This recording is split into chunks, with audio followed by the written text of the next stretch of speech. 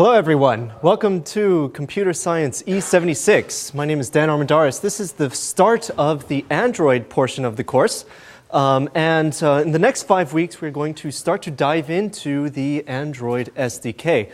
Now before we can actually get around to doing that, we do have to make sure that everybody is sort of up to speed on the language that the Android SDK actually uses, which is essentially Java. And so that is what we're going to be talking about today. Today is mostly just a Java primer so that everybody that has varying degrees of familiarity with Java will at least be at sort of a minimum baseline. Of course, it would be unreasonable to expect that we would be able to go over the entire language in the next 2 hours, but similarly, we have not been able to go over all of the HTML5 stuff the past 2 weeks, nor will we be able to go over all of the Android SDK in the next few weeks as well. And so there might be, if you feel less comfortable with it, we do have a variety of sections and office hours that you should feel free to attend to get some additional help. And speaking of sections and office hours, there seems to be some confusion about all of these resources that we have made available to all of you. So we have basically a small army of TFs, and our TFs are doing a variety of things, including grading and leading a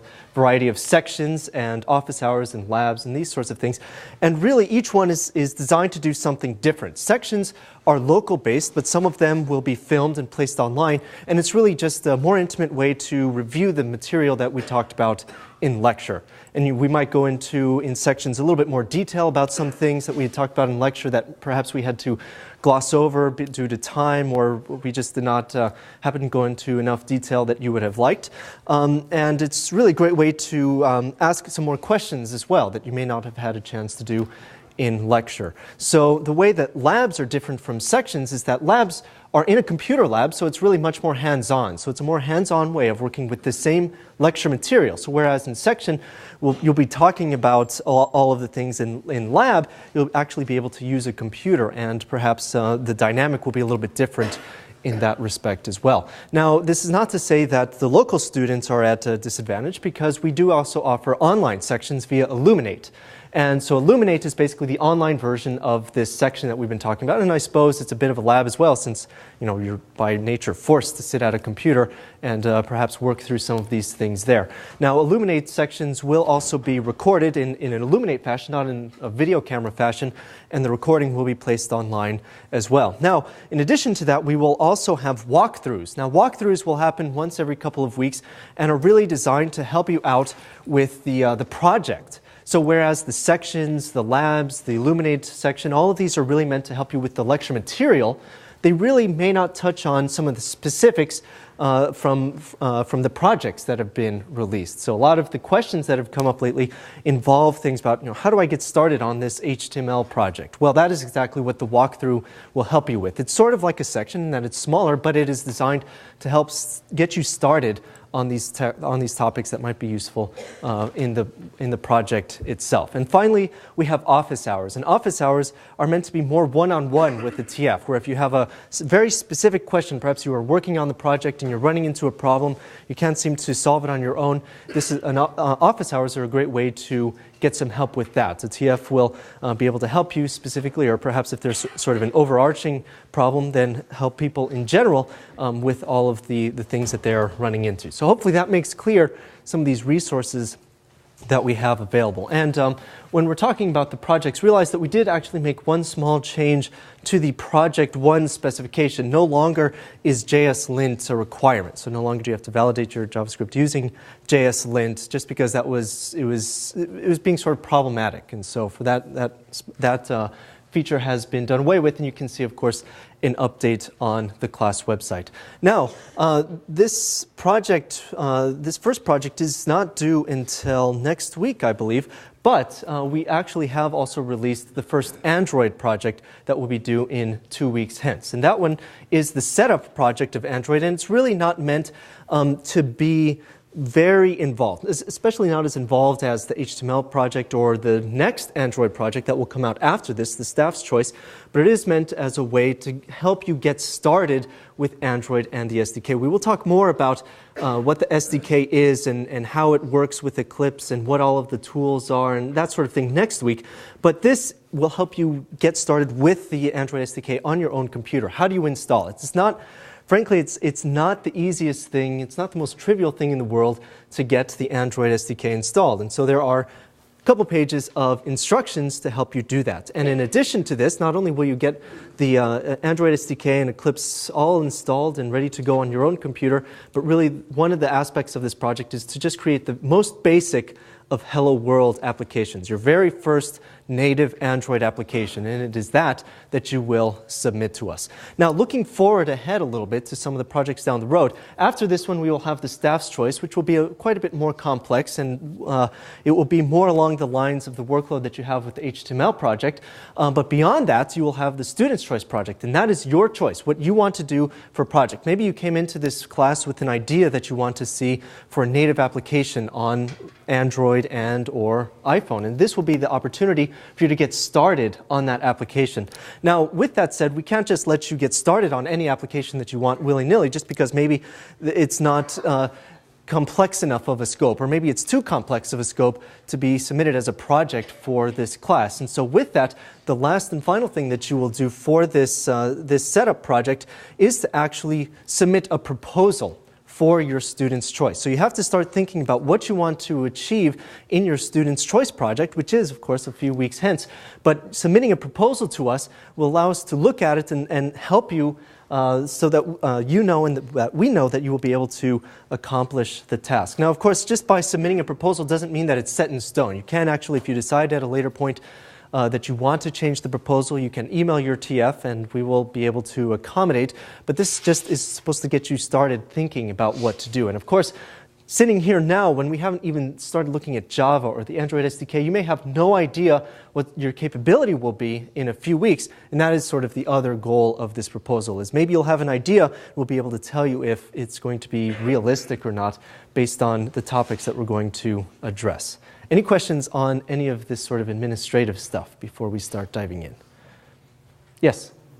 I haven't read the assignment, but my general question is whether we have to submit just one proposal, or is it okay to submit multiple alternative ideas so that we can see, you know, which one is better, which one the TA likes the most? It's better to submit it's better to submit one proposal. But what you can do is in that same proposal, if you have an alternate idea that you're considering, you can sort of pose it in the same proposal. So you'll notice that in this PDF, there's actually a link through which you will submit your proposal. And just submit the one. We'll only look at the most recent proposal from you. So if you have an alternate idea, I would sort of just submit a little bit of information about that at the same time, but I wouldn't go all out. I think you might have one, if you are considering a variety of them, you might have one that you prefer, and that's really the basis for the proposal, but you can, of course, list the others as well. Yes? Totally administrative question. At the end of the assignment, it says you're going to submit this to a Dropbox with your teaching fellow's name, but given that the sections are kind of fluid, and how do you decide which TF to? Actually, let's see. Tell me, have we signed? We haven't decided. You will be assigned a teaching fellow. We will put your assignment in that Dropbox. We just haven't done that process yet. Okay. You will receive a teaching fellow. So we'll get an email and then we'll know which one. Yes. Okay. So to repeat for the camera, you will be assigned, you have not yet, but you will be assigned a specific TF who will be grading. So in both projects, we refer to your TF, and that is the TF that you will be assigned to. And you will upload your projects to that TF, that TF's Dropbox in the submit URL that's found at the bottom of both of those projects. Okay. So with that said, we do need to talk a little bit about Java. Now, it's really difficult to say that Android is Java. That's not really accurate, I would say, just because, sure, it uses the Java language, it uses the Java syntax, and you'll be hard-pressed to find some differences, but there is one very, very important difference between the Android Java and the Java that you might actually write an application on your desktop, and that is the complete lack of some of the libraries that Java has available. There's a lot of additional or a lot of replacement libraries that Google has provided in the Android SDK. So some of the things that you're going to see today are very generic to Java, but cannot be replicated precisely in Android just because those libraries may not exist in the Android SDK. And there's another reason as well, and that has to deal with the virtual machine. So typically, when you write a Java application, you're writing code just like you would for any other programming language, but instead of this code being compiled into an actual executable, it's compiled into something that's called bytecode. And this bytecode is this sort of intermediate state, which is not so specific to a platform. It is compiled in the sense that it has been converted to some other state, but it is not compiled in the sense that it is very specific to one platform. So as an example, if you were to write a program in C and compile that program will work on whatever platform you targeted it for. So it might work on a Macintosh, for example. It might work on a Linux computer with a certain set of libraries, and it might work on a Windows machine, but really that one binary, that one executable cannot be ported from one platform to another. And this is a very common problem that I'm sure you've experienced, just because you have to have multiple binaries available for a variety of platforms. You would have one available for Windows, one available for Mac, one available for Linux, and this is sort of that problem encapsulated. So the idea behind Java is that you could write code and compile it into this bytecode, and that bytecode could then be used on any platform. And the way that we are able to do this is through something called the Java virtual machine. And so there's this idea that the Java virtual machine will actually take the bytecode and on the fly convert it to the specific bits that would operate on that platform. So what is specific then to the platform is not the bytecode itself, not the code that you write in Java, but rather the virtual machine. So on your computer, on most of your computers, you probably have the Java virtual machine already installed. And what this does is it's that bridge between this generic bytecode and this specific platform that you are running.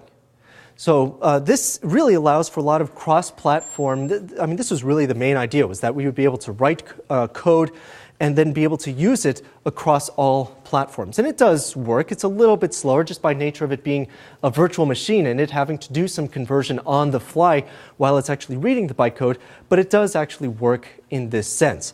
So when we write Java code, there's a couple of things that we have to do. We first have to be able to compile that Java code, and then we have to run it in a virtual machine. And we will see how we can do this in just a few moments, but basically the result looks something very similar to this.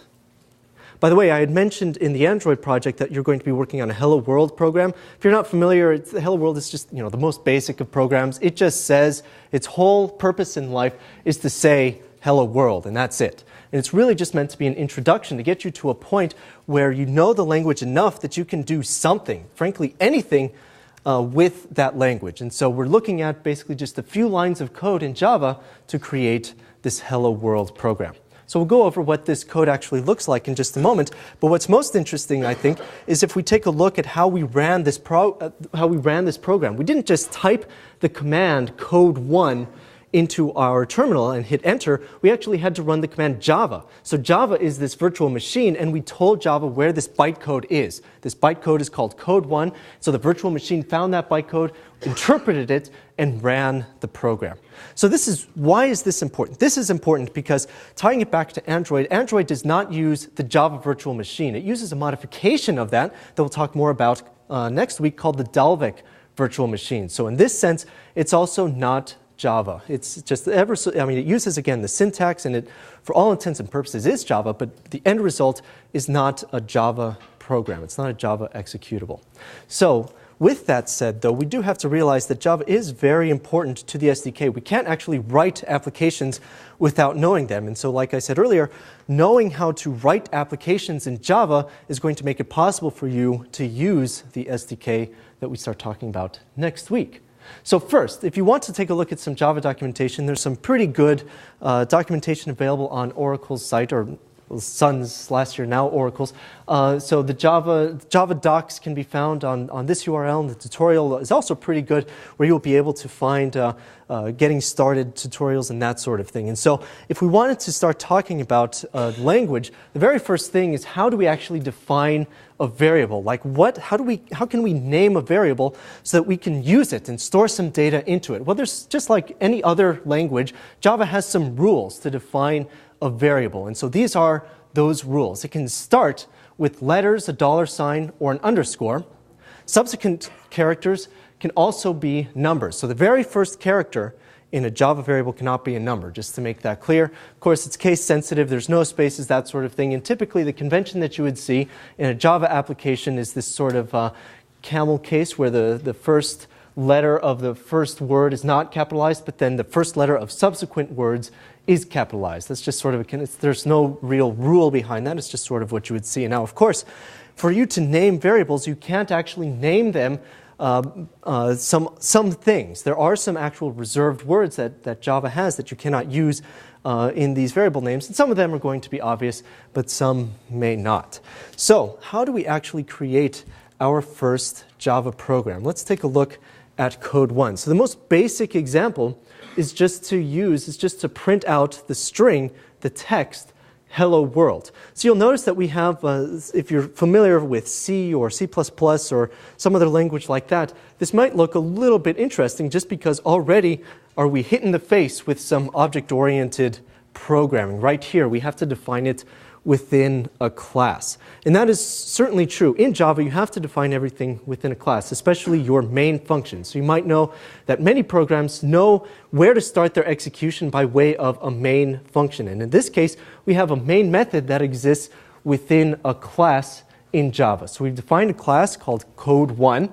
Within that class, we have defined a method called main right here. And that is what the Java virtual machine knows to begin and start your program. It looks for whatever class you have defined, and in that case, remember that we had run Java code1, meaning that we wanted to run the code within this class called code1, and it looked for that main function right there. Now, one of the interesting comparisons between this and Android next week is that there's not going to be a main method in Android. As you're going to see, we're actually going to dive directly into some of these classes. Yes? Yeah, I will zoom in a little bit to make it easier. Let's see. Is that more legible? Okay. Good. So, all right. So then we use, notice that we reference this thing called system.out.print, and we pass in this string as a parameter, hello world. And then after that, we have another command called system.out.println, which does what it sounds like. It just prints a new line, a line feed. And that's all that we have done in this application. So I'm sort of doing a little bit of hand waving at the class stuff, and I'm doing a little bit of hand waving at what is the system.out.print. But I think this will make a lot more sense as we dive a little bit further into it when we start talking about objects in Java specifically. Okay, so what does the next portion of our code actually do? What sort of things can we do in addition to this? Well, obviously, just printing out stuff is not going to be terribly interesting. You have to start to work with variables. And you can define variables just like you could in many other languages where you give them a type, and Java is very strictly typed, so you must give them a type and they must remain that way, unlike, say, PHP, where it just sort of has this nebulous type and you don't even define a type and you can change it left and right. But you must define a type when you define a variable. So here, in this case, the very first variable that we are defining in this function is a variable called another num, and we're giving it a type of int. And we are assigning this variable that we have defined a value of 3. So in Java, there are a few primitive data types that are actually pretty useful and that we will probably use quite often. These are the types here: byte, short, int, long, float, double, boolean, and char. Now, one thing that you will notice is missing from this is a string type. There's no string primitive type in Java. If we wanted to work with a string, we actually have to use an object that is called a string. And the way that you can tell a difference between a primitive type, which looks like this, and an object or a class is that the object or a class will always start with a capital letter. So string is one example that is an object. Big decimal is another example that is an object. So there's a class that has been defined somewhere that defines these objects. And these are not primitive data types anymore. They might use, at their most basic level, these primitive types, but these primitive types, notice, are not capitalized in the first letter. And that's one of the easiest ways that you can really tell. So whenever we have to work with strings, or whenever we want to work with strings, we're going to have to use the class called string. And we'll see how we can do that in just a little bit. But okay, assume that we want to work with just some of these primitive data types for now. Notice that we've done a couple of things. We can define local variables, so within the scope of the current method or the current function within Java, as we've done here. But we can also define field variables or variables that are accessible to any method within that class by defining it at the top of that class as well. So notice that we have defined at the very top private static int num. And that variable called num is then accessible by any method that exists in this entire class. And we will see right now this is sort of a poor example of why that might be useful, just because we only have the one method called main. But as we get down a little bit, of course, we will start to see how that is useful. Now, if we just wanted to print that out, we could use that system.out.println function and print it out. Now, notice that if you want to concatenate strings, the operator to use for that is the plus sign. So yes, the plus sign serves two purposes in Java. First, it can be used as sort of an addition, so you can do an arithmetic combination there, or you can concatenate two strings. It really depends on the context. So what matters is the first object in that addition. If it's a string, then it's going to perform a concatenation. As you can tell here, even though the num is an integer, it's actually doing a typecast for us into a string, just because it's assumed that we're doing a string concatenation here. All right, so what is the expected output of this program? It's not too complicated, but what do we expect it to say if I were to run this program? So the first line, yeah. Print out num :2, and the next line would be another num :3. Right, so what we expect is for it to say in the first line, num :2, then the next line, another num :3. So let's see what happens when we do that. Now, realize that in order for me to, if I make some change to this code, let's say that I had just written this code, I had just written this application, one of the things we have to do, remember, is first compile that application. Now, when I prepared all of these examples, I actually pre-compiled them all so I could run them immediately. But it is important every time, the first time you write a Java application, that you run the Java compiler on it. So Java C space, then the name of the Java file, Java C code2.java. After a while, if you don't see any errors, what will happen is that it will return, and that means that you have successfully compiled into bytecode your application.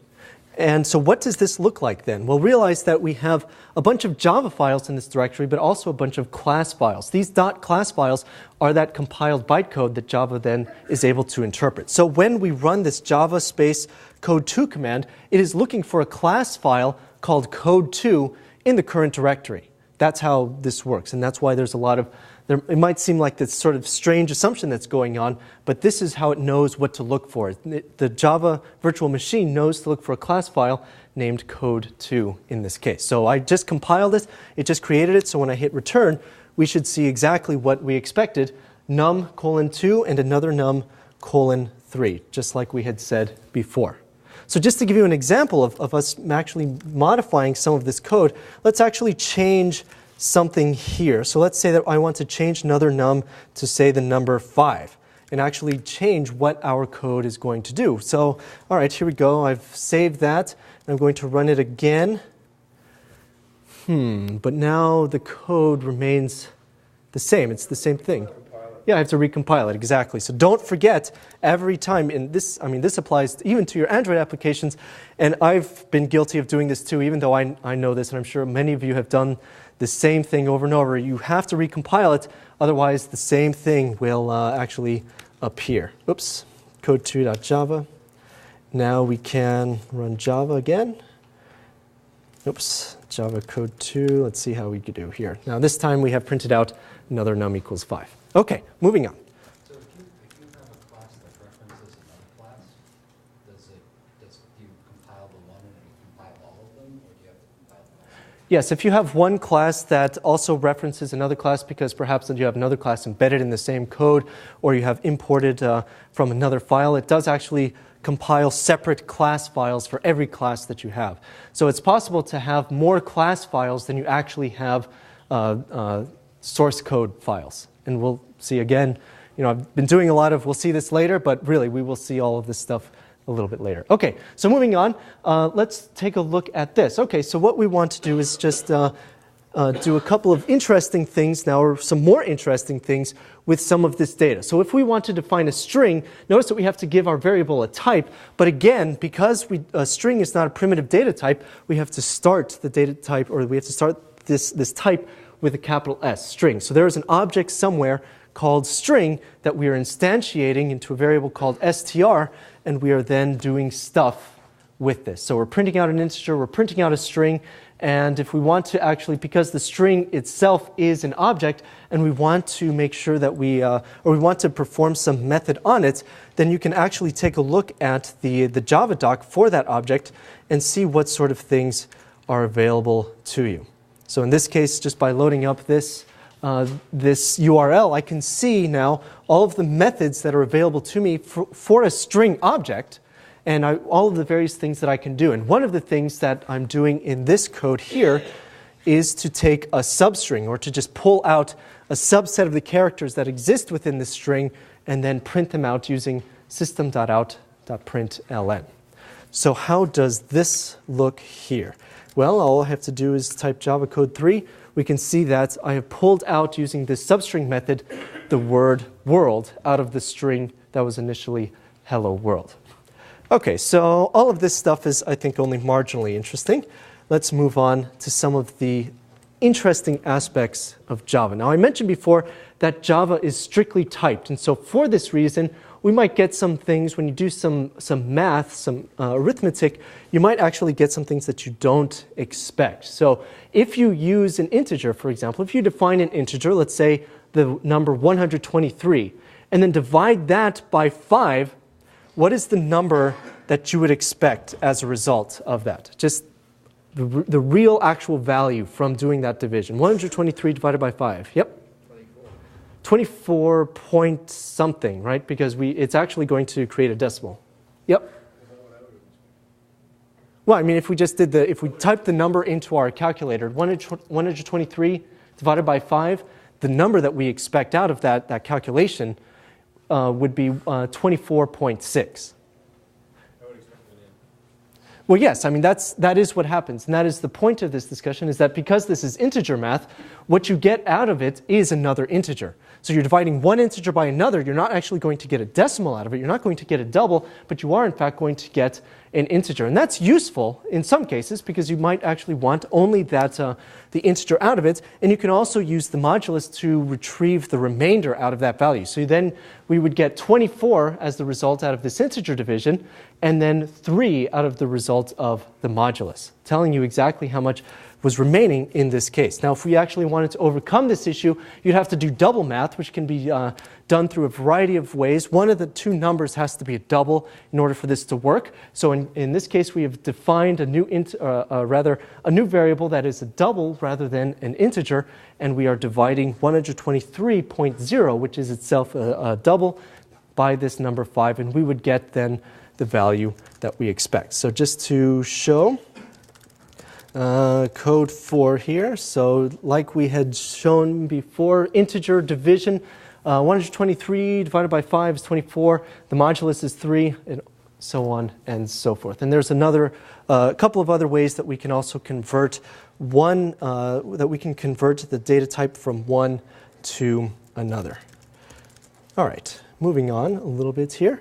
Now, one of the things that we might want to do in our applications is to allow some input from the user. It's not going to be very useful if we're hard coding our data all of the time. So one of the ways that we can do this in Java is to use something called the scanner class. And so the way that we can use the scanner class is to instantiate a new object from this scanner class and allow it to ask query the user for an integer. So in this case, all I want to do is just ask the user for an integer and wait and see until we can actually retrieve that data from them.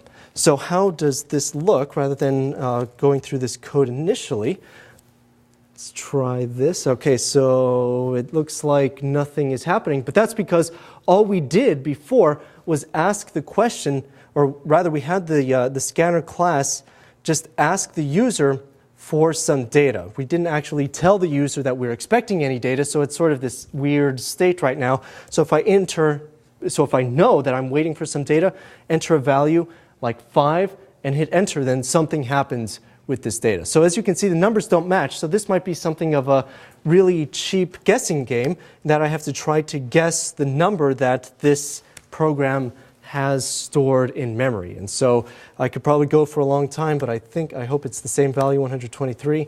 And then it finally actually matches the numbers here. So as you can tell, we now have some additional control flow that's going on in this code, and it's very similar to what you've seen in JavaScript and in other languages as well. We can actually input the number into a variable. In this case, we've created a new variable called input of type integer. We've told the scanner class that we want to take its data that it retrieves from the user, put it as a value into this integer, and then we'll actually perform the test.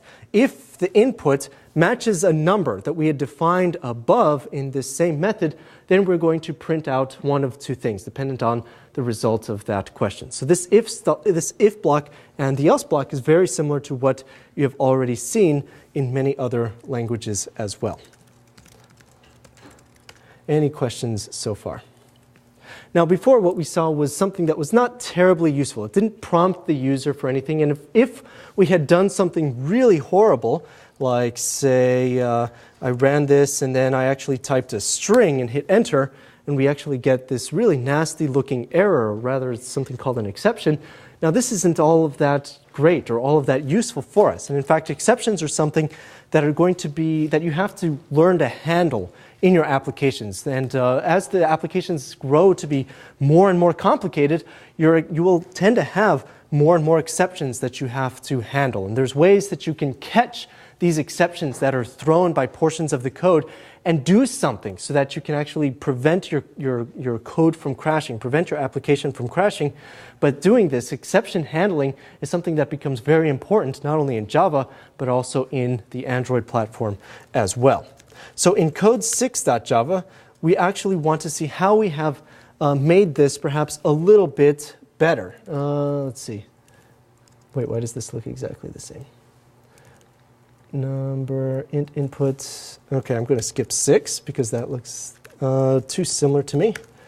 And now, here we go. Now we have some stuff. So in this case, what we want to do is try something. We put the code into a try block, whereas this was the exact code that caused that crash before. And had we actually read the exception, and that's something that we can do quite easily, right here, notice that it actually tells us what's going on. So if you actually read this exception, it gives you quite a bit of data. It says, exception in thread main, there is an input mismatch exception. So in the input, it's expecting some data, and what it got in the actual input is something different than what it was expecting.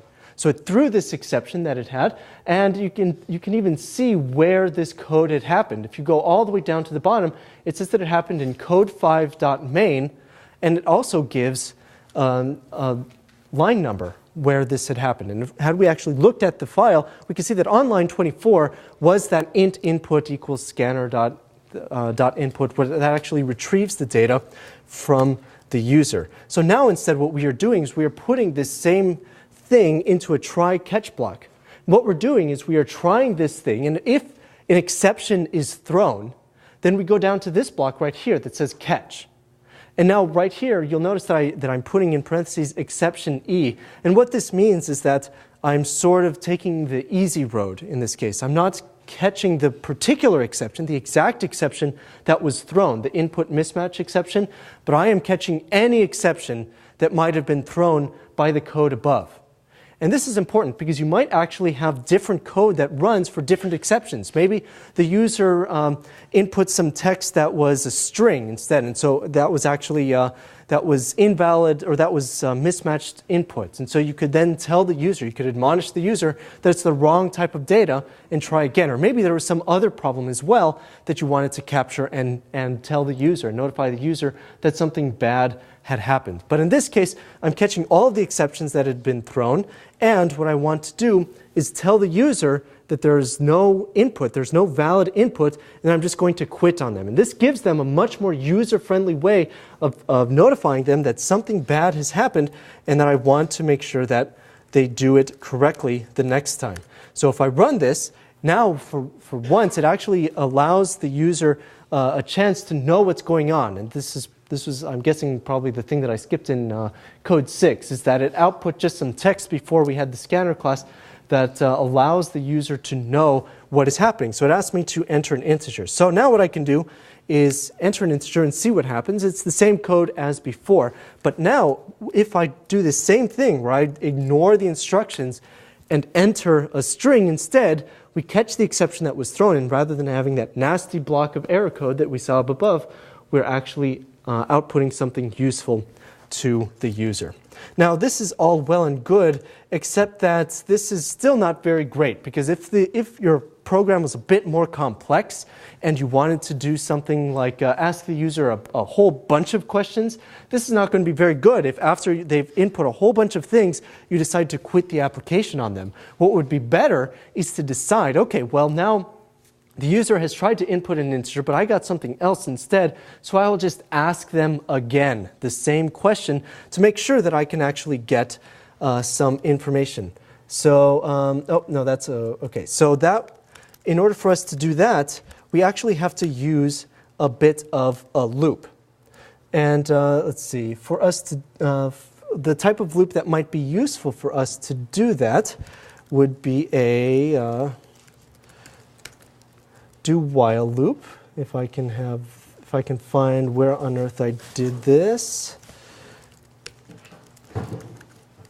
which would allow us to, oh my goodness, okay, this must be much later. So let's come back to that, where we can actually ask the user over and over again what they want to be able to do, and instead take a look at some other control flow statements that we actually have. So in the JavaScript examples from last week, one of the things that we used was a switch to be able to decide, based on the input, based on some variable, to perform a variety of different things dependent on what the user had actually input. So in this case, what this is it just replaces an if-else statement where we ask the question, okay, if input is equal to 1, then we output something. If input is equal to 3, then we output something else. If input is equal to 6, then we output something else altogether. So we can try this and see what exactly happens. And this allows us to provide some really neat additional information to a user just by having a variety of responses ready for them. So for example,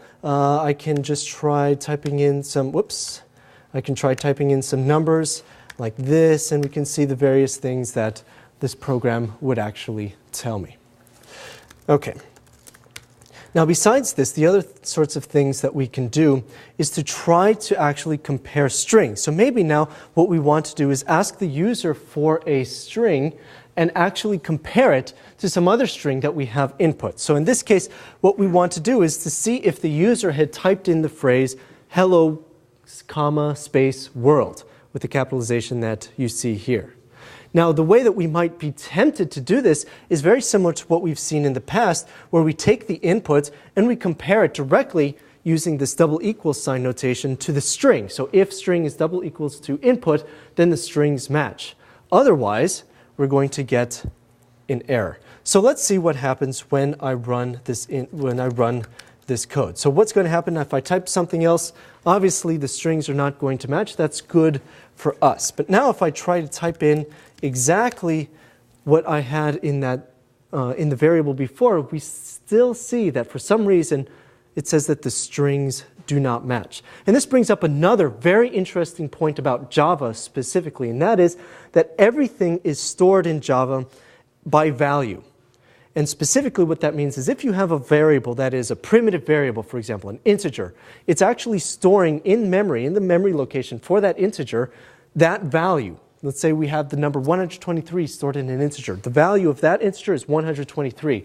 But whenever you have an object, or whenever you have a variable, rather, that is of an object type, so in this case a string, then the value of that variable is not the object itself, it's not the string itself, but rather it is a reference to somewhere in memory which has, it's a reference to somewhere in the heap that has an instantiation of that object. So what this means is that all of these variables are actually really quite small. It's either a reference to a place in memory, or it is the exact data that's defined by the primitive data type. And this has some interesting implications for us when we try to work with some parameters in these methods. And of course, we'll see that at a later point in time. But this is actually a very important point. For this reason, because a string is not actually a primitive data type, we cannot use a direct comparison in this way. It does not work because what we are comparing are memory addresses, really. We're trying to compare the memory address that contains the object reference from string to this other memory address, and of course those are never going to be the same, at least not in this current case. So this will always be false. We will always get strings do not match in this case. So in Java, for us to be able to do something like string comparison, we're going to have to rely on methods provided to us by objects to be able to perform these very simple things. So in this case, in the method list for the string, one of the things is equals. We want to actually perform the test if one string equals another, just based on the contents of that string. And that method has been implemented by the developers of Java, or rather the developers who came up with the string class.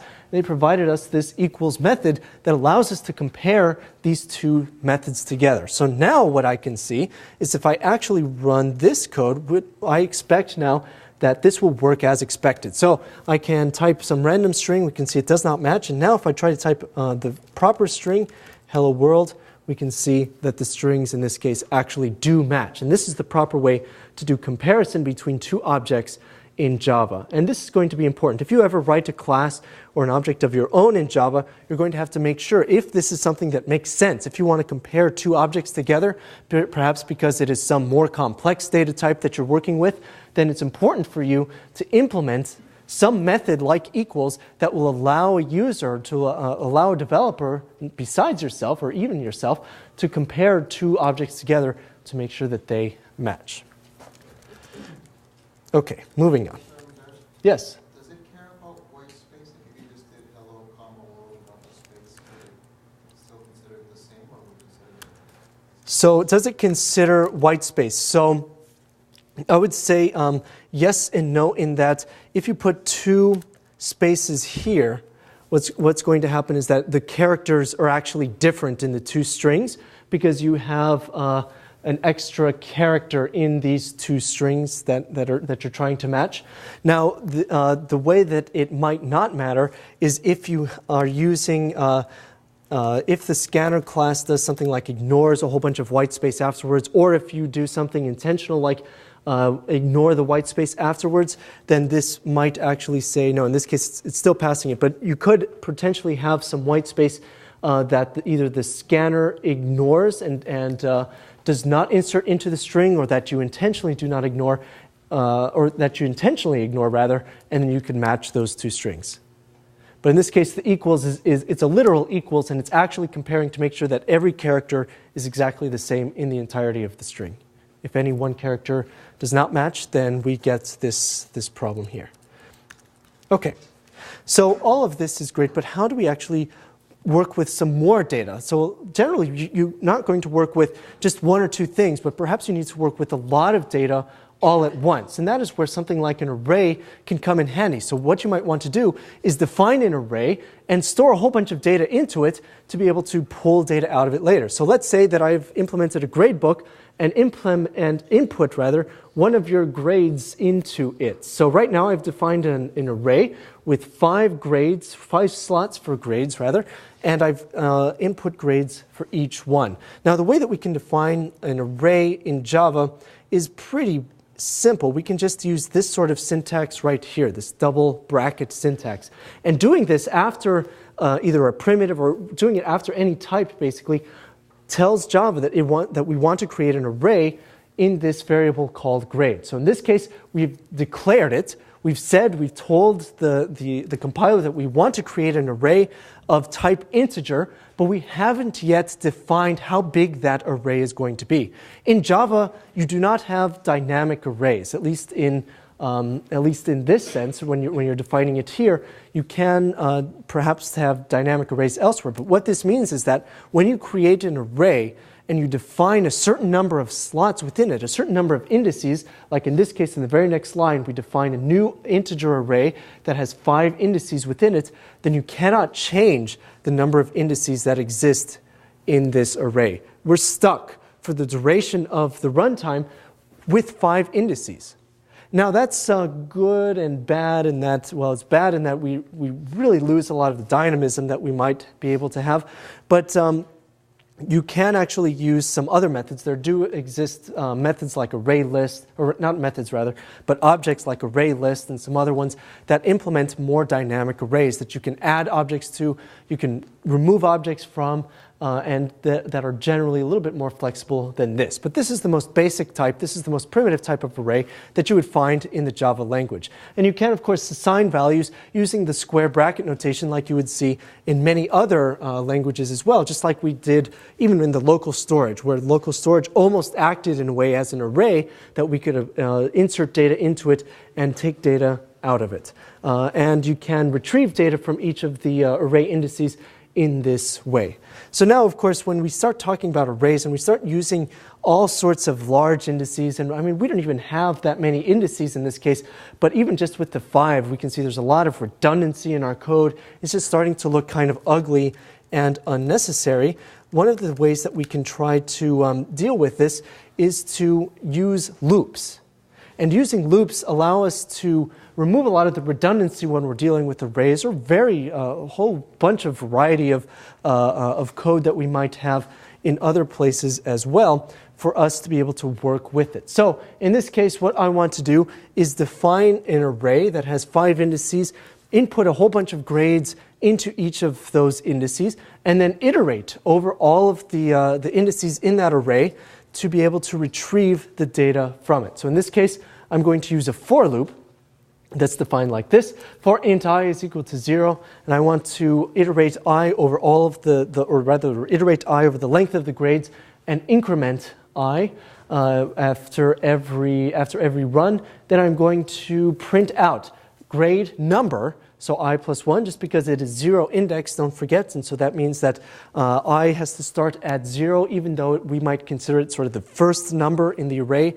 Numerically, it's the 0th number in that array. So we start from 0, and we say that the first grade is at location grades and in square brackets 0.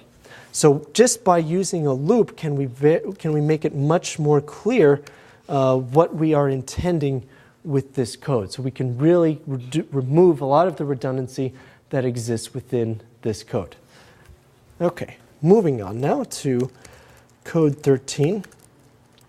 Now, let's see. So there is an important optimization. Now, one of the things that we had seen in just the previous slice of code is that we used the test. Whenever we wanted to test to determine if we want to continue running this code, what we did was we asked the question, if I is less than grades.length. Now, this is fine, and this is something that's very typical for you to do, but there's a problem with this, and that is that every time you ask this question, what is the length of an array, it has to calculate what the length of this array is, and this might actually be quite slow. And so in primitive arrays, this might not be quite so bad, but this matters especially when you're using dynamic arrays, arrays that have been implemented as objects, for example, so that array list, and that can actually cause quite a bit of extra computation. And in fact, many times, running this sort of method where you ask an array its length can take up to linear time, dependent on the length of the array, to calculate the size of this array. So asking this question when you don't expect the length of the array to change every time is wasteful, just because you are then causing this code to run multiple times, and this is not something that's going to work out quite so well when you're trying to develop efficient programs on a mobile platform. when you want to develop something that's very, very efficient, you want to minimize the number of cycles that you're using. So what if we instead pre-computed the length and stored that into a variable and then tested if I is less than that variable? Then this way we don't have to, every time this loop is run, we're not asking this question whether or not the length is, well, what the length is, and thereby causing some method to try to calculate the length of that array. We don't have to deal with that anymore. We can just ask the much more basic question, is one integer, the value of one integer, less than the value of another integer? And that is what we are doing here. So this small thing right here is actually quite a big and quite an important optimization that may not matter so much, frankly, for this application that's run on this laptop, just because we have enough cycles. It really doesn't matter that much. But when you're working on a mobile device that, yes, even though they're getting quite fast and they're becoming quite good, you want to optimize everything that you possibly can. And this is one small way that you can do that. So you can define two variables, set I equal to 0, set j equal to the length of the array, and only do that once, and then you can move on.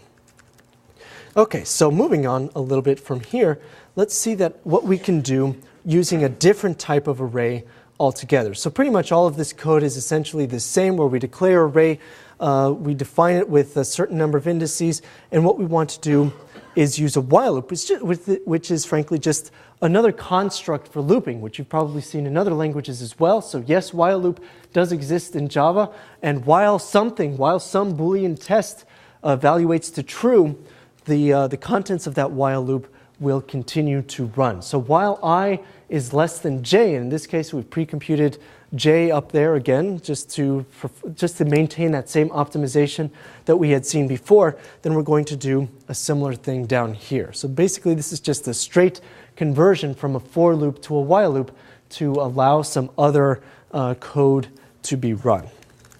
Okay, so moving on from there, we have some other things. Now still other type of loop that exists in Java is the do while loop. And what we want to do here is to perform the same thing again, but instead the difference between the while loop and the do while loop is that the do while loop is always performed at least once. In the while loop, like I said, there's that Boolean condition at the very top which says, okay, well, while something is true, that the contents of that loop will iterate. But what if at the very first iteration, what if that Boolean condition evaluated to false? That code will not run, and there's some cases where you actually want that code to run at least once. To guarantee that code to run in a while loop, you would have to have a copy of that code above the while loop just to make sure that it's run at least once. But rather than do all of that, you can reduce, again, some redundancy by having a do while loop, which ensures that it's run at least once. So in this case, if I somehow know, if I can guarantee that 0 is, in the case of I, is always less than the length of grades, so if I always have more than, or if I always have one index or more in an array, then I can safely do this. But I can do this. I can always print out the grade number and the value of that grade, and then I can perform the test here. So now notice something that's a little bit different. Whereas before we had something that said I++, the incrementer that we're using now is ++i. Now this may, this is sort of an interesting thing. What happens, the difference between ++i and I++ is the value that is returned. So if you are using ++i, this is still incrementing the value by 1, but what is returned is that computed value. So let's say that we have I is set equal to the value of 0 in this case. What will happen with ++i is that it will be incremented to 1, and then that value will be returned. So while 1 is less than 5. Now, had I changed this, and were this actually I++ instead, what will change is that it will return the previous value instead. So it would then return while 0 is less than 5. Even though after all of that line had run, after all of that code had run, I would still evaluate to 1. It's just the value that's returned is slightly different. So there's some cases that you might want to get the value before the increment, in which case you would use I++, and there's cases that you would want to use the opposite. You would want to get the value after the increment, which would be ++i. Okay, let's take a quick 5-minute break, and when we come back, we will continue diving into the world of Java. Hello, everyone. Welcome back from the 5-minute break. So I thought I would just mention quickly that walkthroughs will generally take the place of some normal sections. So in this case, the first walkthrough for the mobile local, the very first HTML5 Staff's Choice project is going to be immediately after lecture and led by Tommy. And so you can, of course, find this on the sections page. Any future walkthroughs will be shown on the same page, just so that you know which ones will be walkthroughs, which ones will be sections. And again, to reiterate, we differentiate between the different types of resources at the top of this sections page. Now, this walkthrough will be recorded and placed online. So for those of you at a distance, you'll still be able to take a look at what we have to say there as well. So moving on, we've started to take a look at some of the really basic syntax involved with Java. And whereas before code 8 or so, I started putting my foot in my mouth when I said, oh, let's start using the scanner class with the do-while loop instead of using this other stuff, and it really was supposed to happen much later, I can now say that this is the time that I can show you how to use this sort of thing and effectively use a do-while loop to ask a user repeatedly for input until it is actually the valid, until it is the type of input that you might expect. So looking here, how can we do this? Well, a do-while loop is sort of appropriate here because one of the things that we might want to do is always ask the user. We want to guarantee that we ask the user at least once for this data. This is probably one of the strongest reasons I think that we might want to use a do-while loop over a while loop. I've noticed in particular it seems to be kind of difficult using do-while loops. I think asking for user input is one of the times that it becomes really apparent and really useful. So anyway, what we want to do is set a variable, and in this case this variable is going to be called invalid, and it's just going to be a Boolean variable. Now this Boolean primitive type it's what it sounds like, and it can either be true or false. And at the onset we're going to assume that it is actually valid. So in this case, invalid is equal to false, which means that we're just making the assumption that this is going to be a valid input from the user. So next, what we do is we actually ask, and this is all in the do-while loop, and all in the do-while block that we have defined here. Now we actually want to ask the question from the user what their input is going to be. So we output some text that says, please enter an integer. Then we ask via the scanner class for the next integer available from the user. So the user enters an integer, and if we happen to notice that there is an exception, perhaps because the user has input the wrong type of data, then what we will do is admonish the user, tell them they're an idiot and that they need to re-input, and we're going to say that, okay, this Boolean variable, this invalid state is now true. And we are going to perform the test at the end of this do-while loop if, while this is actually invalid. So while we have an invalid data, we're going to continually ask the user until we receive valid data. Now you might notice that there is a keyboard dot next here. That's just to soak up the return key that the user had entered the moment before. Otherwise, what will happen is that you will get this sort of weird thing where you'll hit enter, enter the integer, you'll hit enter, and then what will happen is that it will assume the user entered an integer and then a return key. So we just have to make sure that we mitigate that problem in this case. So then the rest of this is pretty similar to what we have seen before. Well, I mean, we could do all of the tests if we wanted, but we can then finally tell the user that they've finally entered some valid input. So if we want to see what this is going to look like in action, I can actually run this Java code. Try running this. It says, okay, it's invalid input. Now I'll try something else. Okay, now it finally says that I've input a valid integer 12387. Okay, so we're starting to get up there a little bit in some of the more interesting things that we can do with Java, but really it's not going to be terrifically interesting until we can start to create methods, until we can start to create our own classes that we can then work with data, that we can do a bunch of things with the data that we are provided or that we want to do. So in this case, in code 17, we're going to start working with methods. So because we're working with objects, because we're working with classes in Java, we can create other functions by creating other methods within this same class. So just to prove this point here, let me make this a little bit bigger so that we don't get quite so much wrap. So in code 17, it's one class, and we still have to have our void main. We still have to have our main function that exists in here in order for us to run and execute this program. But we also have some other things as well. In this case, we have a constructor for the class so that we can initialize some fields. Then we can even use some setter and getter methods.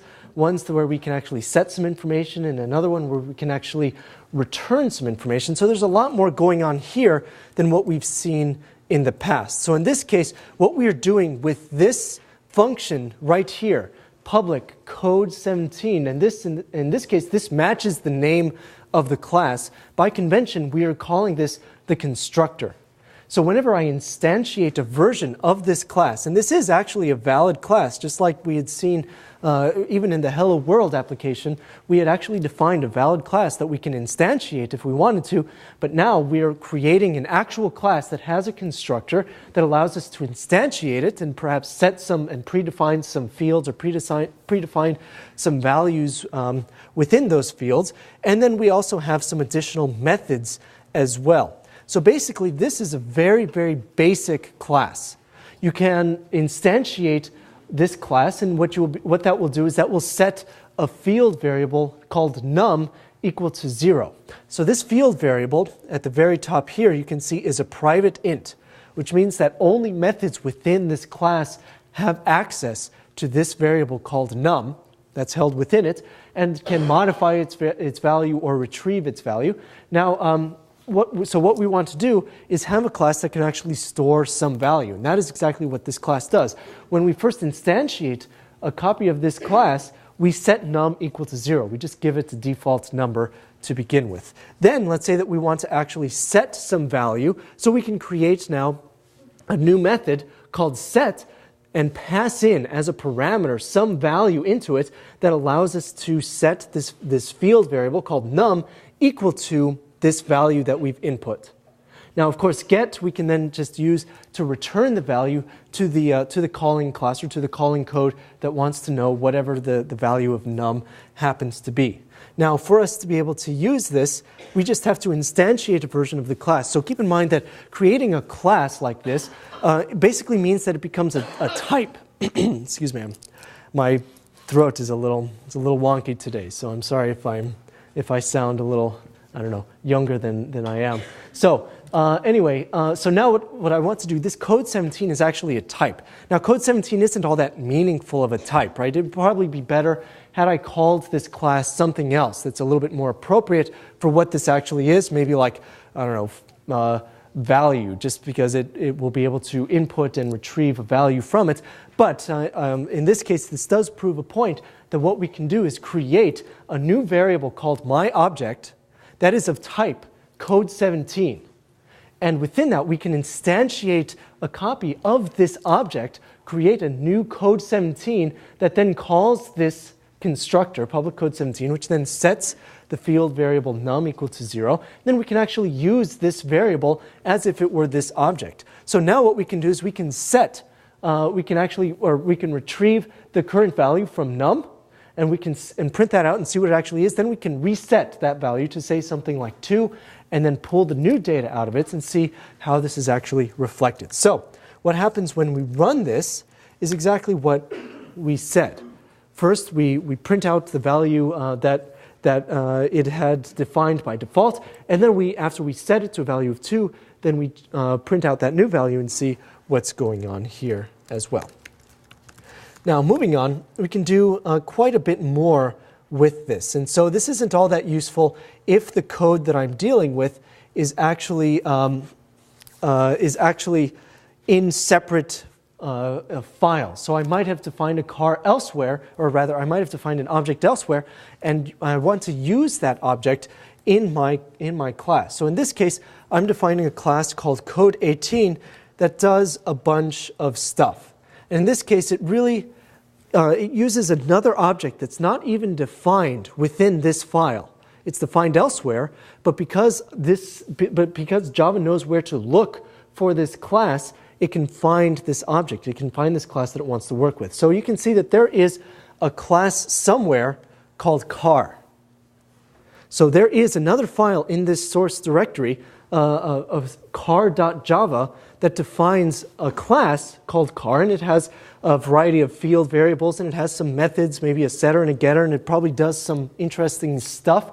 But that is, we're sort of abstracted from that, and that's really the whole point of all of these classes. It abstracts all of these things that we might want to do with some of this data so that we can create an object. And although this is sort of cheesy in that we're using an analogy of an object in computer science terms to be analogous for an actual object in real life, you can do that, but it can also be much more abstract than that, like a string, for example. A string is a pretty abstract object. It's just a collection of characters that exist in a computer, but we can also use it as sort of an analogy for an actual object as well. So we're creating two cars, one that's a tortoise and one that's a hare, and the slower one is a Toyota Camry, the faster one is some fancy Ferrari, and we're passing in some data into the constructor of the car to define some things. And then you can see that for each tortoise and the hare, we're setting something called max speed, and then we test something.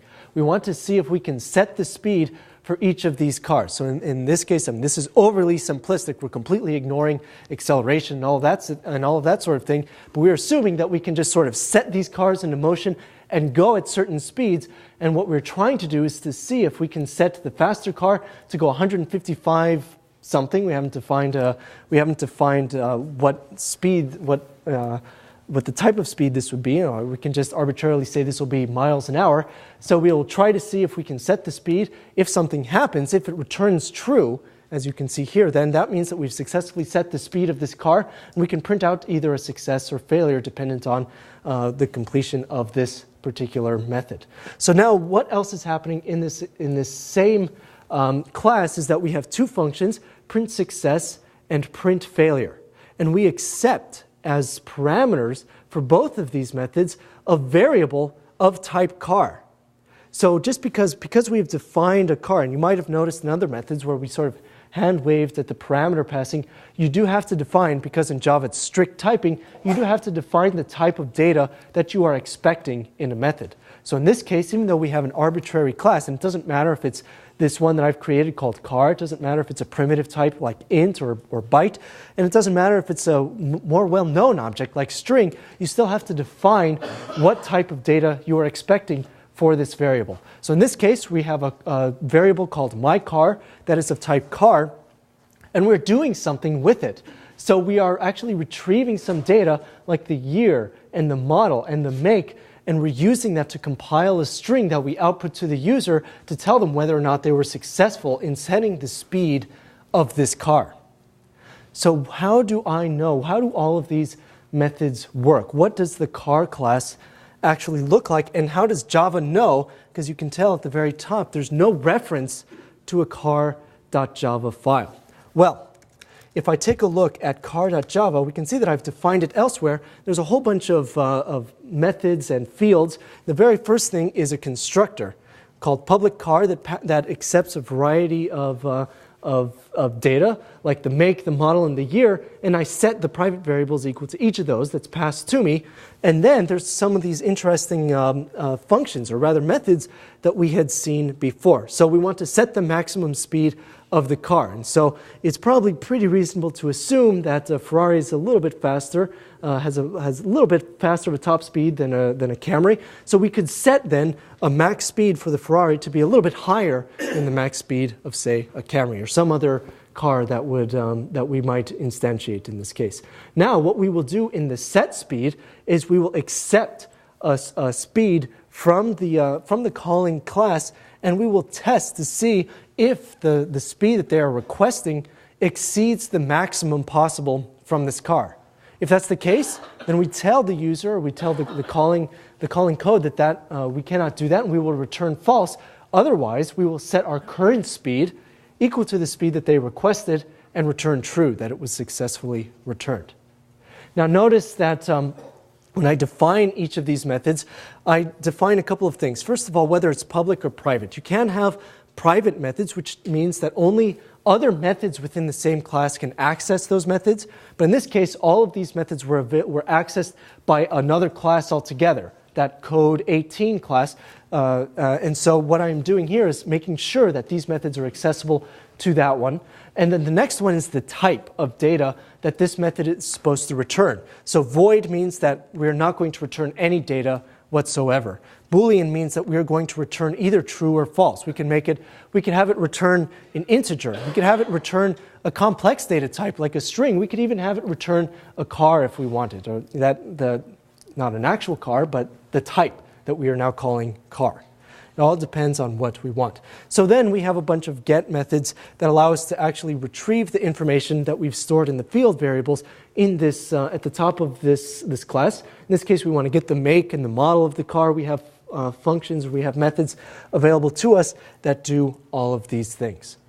So what happens? Let's say that I remove all of my class files, and all I have then are in the source directory is all of the Java files that I've used, that I've created to develop all of these applications. Well, what happens when I compile this code 18 into an application? So after it compiles it, notice that there's no errors, thank goodness. I can do an ls and see what is here. So here we see that we have generated a code18.class file, which the Java virtual machine will use to run this code18 when I type in Java code18. But also, because I referenced an object called car, it looked in the same directory to find if the compiler looked in the same directory to see if there existed another file called car.java, which would indicate to it that there is an object called car that it can also compile into bytecode. And so you can see that it also has compiled car.class automatically for us, so that we don't have to do anything. Just by convention, we are lucky in that it knows to look in the same directory for this information and compile it as necessary.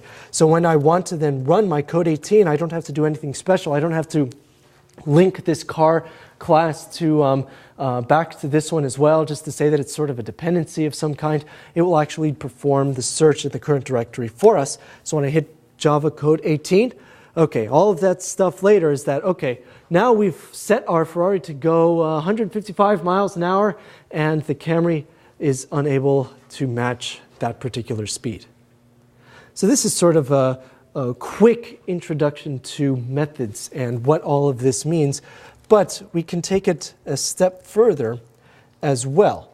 So this is a bit important. Whereas before the break I had talked about how Java passes data by value, not by reference, this can actually cause quite a bit of confusion. And unless you are familiar with Java, this might actually make you take a step back. But realize that this is not meant to be confusing. It just depends on how you think about this. So there's two very important things that you have to remember about Java. First of all, when you're passing parameters in Java, it's not passing by reference, nor can you force it to pass by reference, but what it is passing is the value of the variable.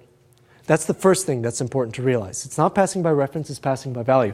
The second important thing to realize is that for non-primitive objects, so for anything that is a string type, a car type, code 19, any of these classes that we have created, what it is storing, what Java stores in the variable is not the instantiated object, but rather a reference to the instantiated object that exists on the heap. So right here, if I were to somehow look at what's this code, let's see, all the way up here. So I have a class called point, and I'm putting it into a variable called a. If I were to actually able to look at the contents of the value of a, it is a reference. And so that's where this confusion might stem from. And so realize that this is not meant to be confusing, just that the value of complex objects is actually a reference to the instantiated version of that object. So this has important implications for us. What sort of things might happen if we wanted to do something like this? So let's say that I created two integers, first num and second num, and I gave them some values, like first num has the value 1, second num has the value 2. Now what I want to do is create a method whose sole purpose in life is to swap the values of two integers. So you can see that I have defined a swap method somewhere, and I pass in the first number and the second number.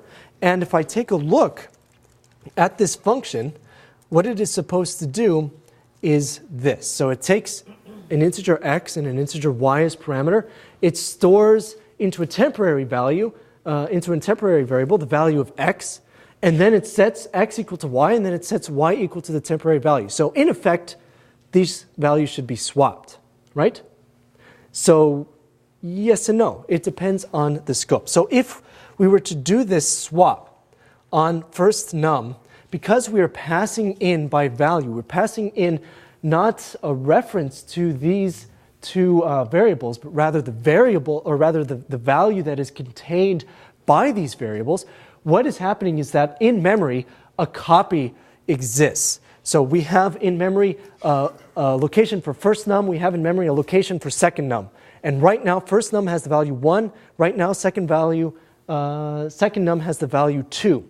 And when I call this method up here, swap, what is happening is that I am now creating two new variables called x and y within the scope of this swap method.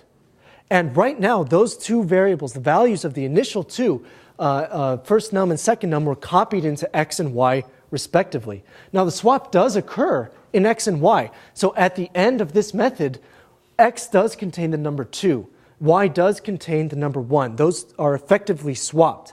But they are different variables. They are within the context, within the scope of this swap method. So when this method ends, those variables, x and y, disappear. There's no remnants left over, and first num and second num remain unswapped.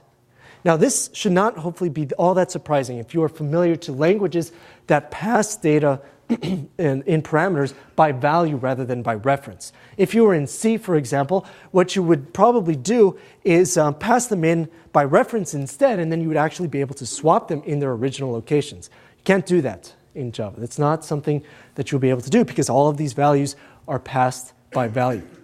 Now, where this gets interesting is when we start doing a swap within an object. Let's say that I create a new object that's very, very simple. I'm just going to call it a point. So notice here that I've created a new class, and yes, you can create classes within another class, just like you've done here. So there is a class called point, and it is available only to this one class that I've already defined elsewhere, because it's a private static class. Okay, so within it I have two field variables, x and y, and I have a constructor for this class that accepts two parameters and sets these values x and y equal to something. Okay, got it? So there's an object called point that allows me to set two variables within it. So it's like a point in that it has an x coordinate and a y coordinate. Really could be named anything in this case. Now what's going to happen is that I'm going to instantiate a copy of this class and pass in some variables or pass in some values to it so that the x field in the point class has a value of 3, or rather the x field in this instantiated form of this x class or this point class has a value of 3, and the y field in this instantiation of the point class has a value of 4. Now notice that I actually have here another swap function altogether.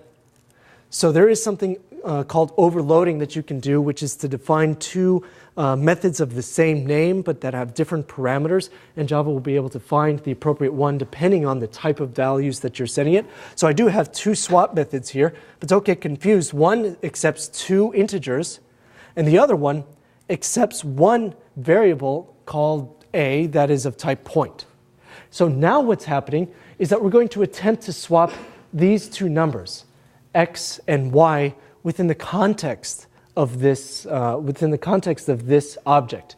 Now you can use this dot notation to access the fields and the methods of the class that you're working with. So just like we had called the substring method, for example, from that string a few examples ago, we had done myString.substring. That was a method that exists within the class. We can use the dot notation to access it. So what is happening here is that we are swapping these. So now, hopefully there should be no question that this swap does what it does. The swap method does what it's supposed to do by the end of the method. It is going to swap the values x and y. But now the question remains, besides the fact that this is all sort of leading up to this point, is that will this remain swapped when you look at the values of x and y after running this swap method, or like the very first swap method, will things remain the same? Will things remain unswapped? So here's a poll. Who thinks, and everybody has to raise their hand, who thinks that the two values will remain the same? Okay, and who thinks the two values will actually be swapped after the swap function? Okay, and that is actually the correct answer. And the reason for that is that we have passed in this variable by value. Recall that because this is not a primitive data type, the value for this variable is actually a reference to the instantiated object somewhere in memory. So there is an object that's sort of nebulous in memory that's of type point, and it's been instantiated. It has an x and a y, and the x we had set to 3, as I recall. In this object, the x had been set to 3, and the y had been set to 4. So when I pass in by value the reference to this object from A into this swap, so now there's another variable for this swap function that is called point A. So now there is, within the context of this function, there is another variable called A, and it is of type point, but the value is the same of those. But because that value is a reference to this object, it's referencing each of these, A from this method and A from the calling method, both point to the same instantiation of the object in memory. So what this means is that when I perform this swap, I'm performing this swap on the object, the instantiated object, and because both of those point to the same object, that method or this actually sticks. And this is what is important to realize between passing by value and passing by reference in Java. So long as you remember those two important things, values are always passed by value, parameters are always passed by value, and that objects, non-primitive types, the value of those is by reference, then hopefully this will make a lot more sense. So to make this make sense, let's run code 19. Oh, I have to compile it first. All right, so if you see no class definition found error, that means that you forgot to compile it. And so I had assumed that I had compiled everything before, but I deleted it also, so I just think I will quickly recompile everything so I don't see that again. And what we see as a result is exactly what we had predicted. First number before the swap and second number before the swap are 1 and 2 respectively. We run that swap method on these integers, but because the values were passed, the parameters were passed by value, the original variables did not change. So after the swap, they remain the same. Now, because of this object, even though it was still passed by value, it was the value itself was a reference to the same instantiated object in memory. Before the swap, we had 3 and 4, and after the swap, we had actually performed the swap that we had wanted, 4 and 3. Any questions on this? Yes? So each function has its own scope. Is that why you could use A both in the main function and A in the swap function? Yes, each function has its own scope, assuming that the variables were defined within that function. So in this case, I have some field variables up here, first num and second num, which means that because they were defined up here for the class, that any method in this class has access to them. So what could happen is that I could change this swap function to not use x and y, but instead to use first num and second num. So first num here and second num. And now what will happen here is that this will actually work like we expect, because it is actually performing the swap on the field variables, on the variables that actually contain the values 1 and 2. But this has nothing to do with the values that were passed into it in this case, if that distinction makes sense. So again, yes, we have two variables called A, but because each were defined locally within the scope of their own method, this A is local only to this method, and down in main, this A is local only to this method. No other methods within this class will know what the variable A means. It's undefined in other methods. Yes? If you had passed like A dot X, would that have been passed by value even though it's part of an object? Yes, and this is actually a very good modification to this. So what if instead of doing this, I had done this instead, a.x and a.y. Now let's see what happens if I try to compile this code and rerun it. Java code 19. It says first num1 and first num2. So recall that I had made two changes, right? Let's see. The first change that I had made was to the integer swap function. And okay, so I'm sort of convoluting the problem here. So let's not look at ax and ay right now, but only these two. These two are swapped because I actually swapped the field values themselves. And so recall that we are then not using the data that was passed into these methods at all, thereby completely getting around the issue that we were trying to discuss. Now, of course, that same thing also gave me the issue of, okay, well, it was when I called the swap method again, it was ignoring ax and ay, and it was then performing the swap again on first num and second num. But let me revert back to this, to what we had before. And so before this was the value x, and let's see, this was the value x, this was the value y, and this was the value y as well. Now let's see what happens again to this. Got to compile and then rerun. So compile first. Okay, so now we're actually seeing what we had expected. Again, this was the first initial swap that we had done, just like we had seen at the onset of this discussion. The swap did not actually occur because of this passing by value problem that we just talked about. Now what we had done was not passed in an object, but we had passed in what are two integers. And so a.x is an integer, a.y is an integer, so it copied those values, and it's the exact same problem all over again. It did not actually perform the swap on a.x itself and a.y itself, but rather copies of those. Yes? If you had two swaps that both took in points, like swap point A, they both took in points, does it go like by where it is located on the page? But so I'm not quite sure what. Swap. Right now you have two methods, swap Mhm. and swap. They're both called swap, and the only difference is that you take in a point and the other one takes in two integers. Oh, you're saying what if I had. Another swap that just took in a point, and it was lower on the page than the one that took in point A. So- Which one does it reference? Okay, so I think you're asking if instead of overloading like this, what I had done was created two method declarations that were the same. Well, yeah, because they're both swap. It's just Right. So I think in that case, you'd probably get a compiler error that it is the function or the method has already been defined in that way, and it probably won't let you actually have that, that question about which one would be called. I suspect you'd get a compiler error in that case if you have exactly the same methods.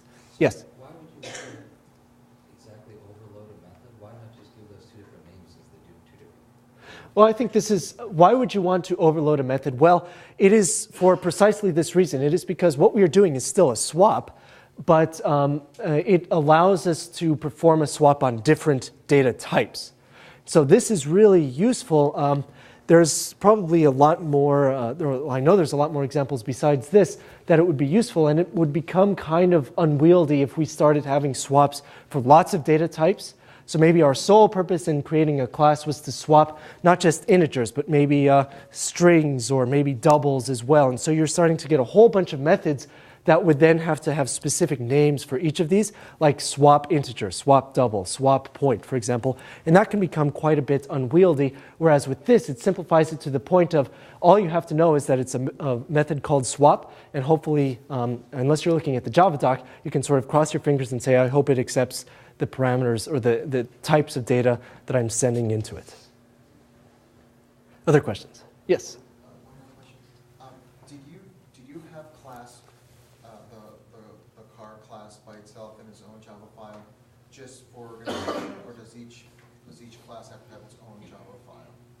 So, okay, so let's take a look at this as an example. So what we had done was we had created a class within this class. So they're both defined within this one file. And what I can see is that here's our code19.class. And because point is sort of within that code 19, it does create a separate class file for that class, but it just associates it with code 19. So we could have defined, let's see, could we have, I think you can define a number of, well, by convention it's better to have each class in a separate file. So for example, code 19 is better to have separate from car.class, or rather code 18 is better to have separate from car.class just because they're sort of independent entities. But when we had embedded point to be sort of within that class, then that was acceptable in this case, and it does actually take it. Yeah.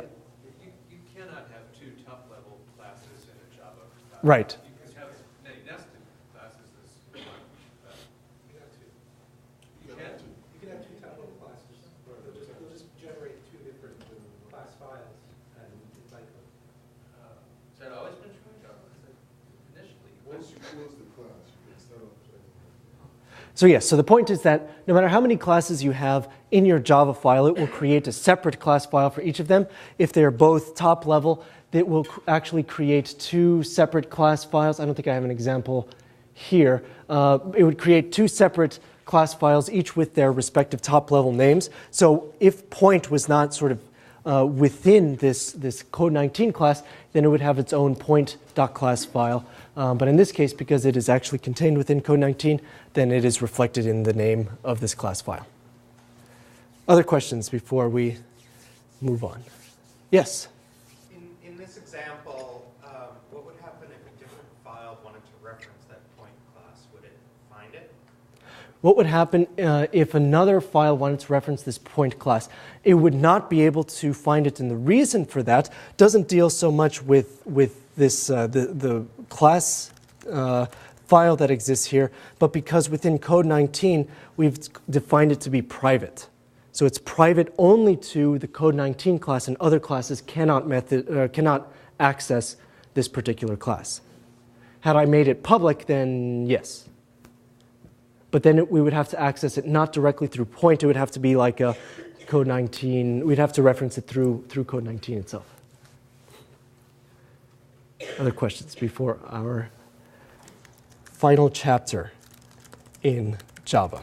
So code 20 sort of takes all of these things and does something with them. But it does it with one very, very important additional thing that you're going to see all the time in Android. And what is happening in Android is that Google has developed a lot of classes for you. There's a whole bunch of classes that you're going to start working with to create an Android application. One of them, just as an example, is called an activity. So for you to create an actual Android application, you're probably going to have to do something with activity. And it relies on something very important to this idea of object-oriented programming, and that is class inheritance. So they have defined a class somewhere, and in this case, I have defined a class somewhere as well. But you can define sort of subclasses that inherit the properties of its parent class.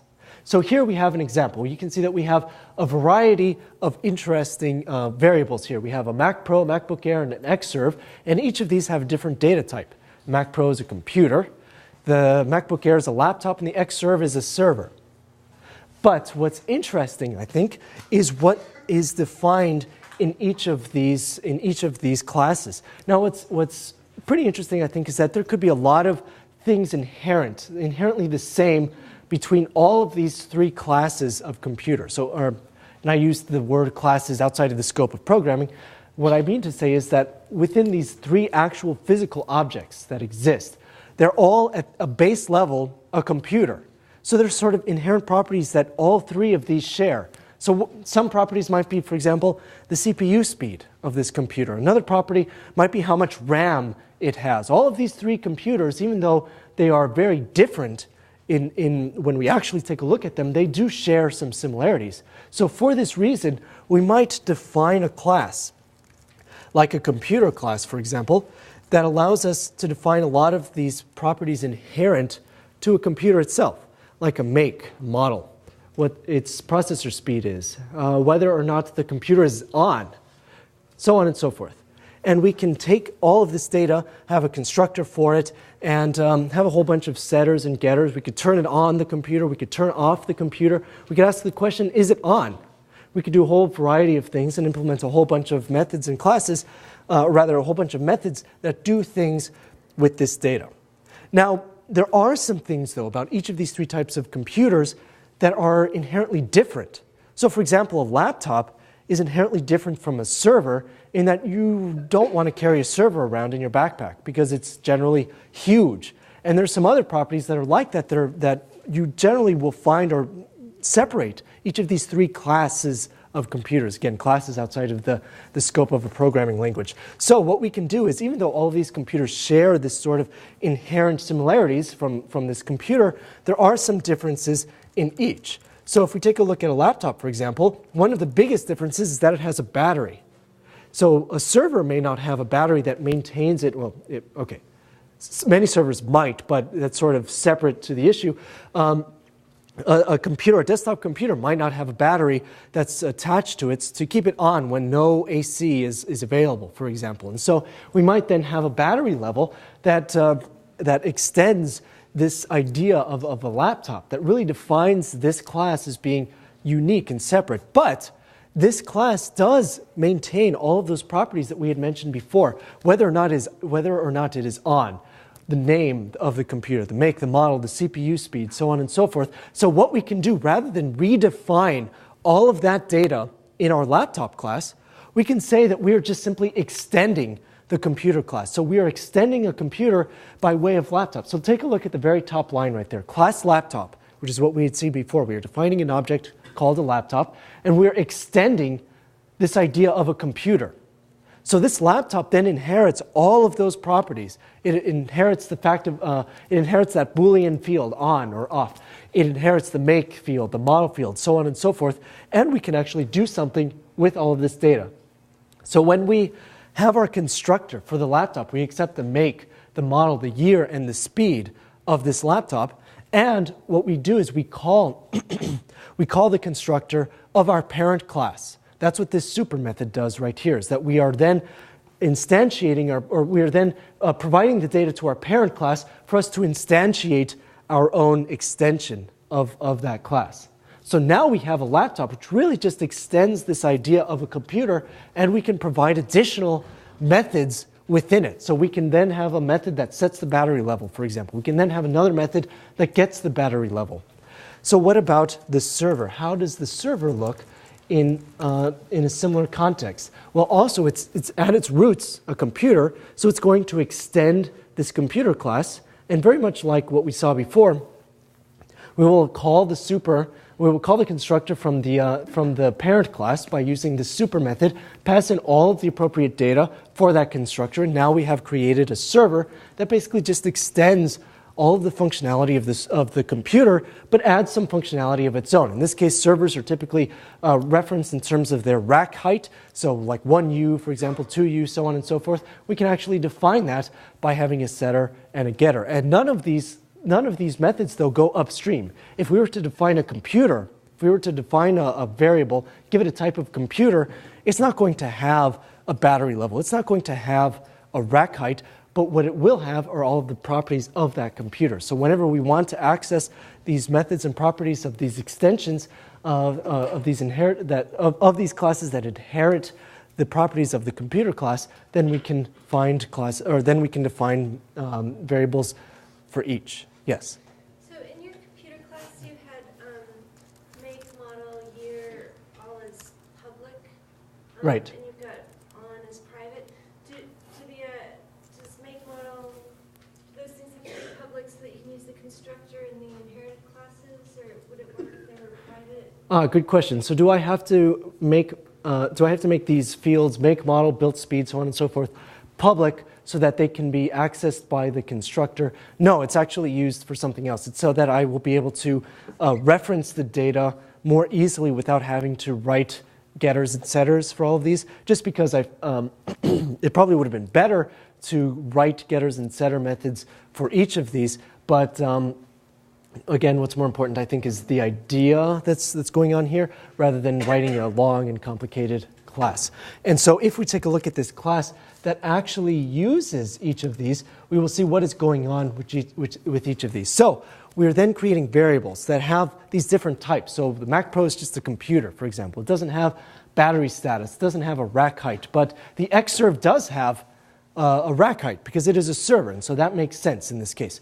MacBook Air is a laptop. It wouldn't make sense for it to have a rack height. It's not within the context of the actual object. So if I take a look at what this is supposed to be doing, or rather, let's just run and see what we are going to be doing with this information. So what we do is we have set all of our computers up, and then we just print out some data about them. So what we're saying is, okay, 2009 Apple Mac Pro runs at this speed, 2009 MacBook Air runs at this speed, and has a certain battery level as well. And then we can even have the Xserve unit, and with its output, use that rack height that we had implemented as well. And we can turn some of them on and ask the question, which of these machines are on, and do some other interesting things. So what is going on with this code? If we take a look at the int main, what is happening is that we have, we're first defining, or we're instantiating each of these objects into the variables that we've defined. Remember that defining the variable as a certain type doesn't instantiate the object for you. You have to do that on your own. So we're creating a new computer, a new laptop, and a new server, with all of those properties. Now what we're going to do is turn on each of these machines. Remember that turn on was a method that was available as part of the computer class. But the server, for example, inherited the properties of this superclass, of this computer class, and so it actually has the MacBook, well, all three of them do, but right now, because even though the laptop class itself did not have a turn on method, we're still able to access the turn on method of the parent class, of the computer class, and we can then turn on, then we can change the Boolean variable that existed in that computer class, in the instantiated version of that computer class, and we can turn on that machine. Then we can set the battery for this laptop, do a variety of other things, set the rack height. Then we'll actually print out some information. And this is where setting the field variables as public made it a little bit easier and, for me in this case, just because then I could reference the make of the Mac Pro, when it was built, the model, the speed, so on and so forth of the computer class without having to access each of the methods. So this is just sort of, this makes it faster for me to write. It's not necessarily something that's a lot better or a lot more optimized. It really depends on what your particular needs are out of the class. Did I see a hand go up for a question? Yeah. And I was going to ask, if the Mac Pro equals new computer, if you changed it and put computer class equals new laptop, for example, Computer. what will happen? Will it chop off the... Oh, no, it would not work because, so if you, instead of using the constructor for a computer here in Mac Pro, I had used laptop, that would cause an error because then I've told the compiler that Mac Pro is a type of data, or it's expecting a data type of computer, and I'm instantiating a laptop object. That's not going to work. It won't, yeah, it won't.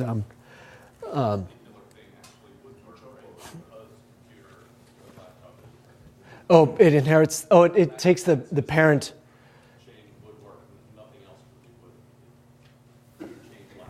Yeah, you're right. So what would happen is because it's a parent class, it will be able to inherit the properties of the parent class. Well, let's see.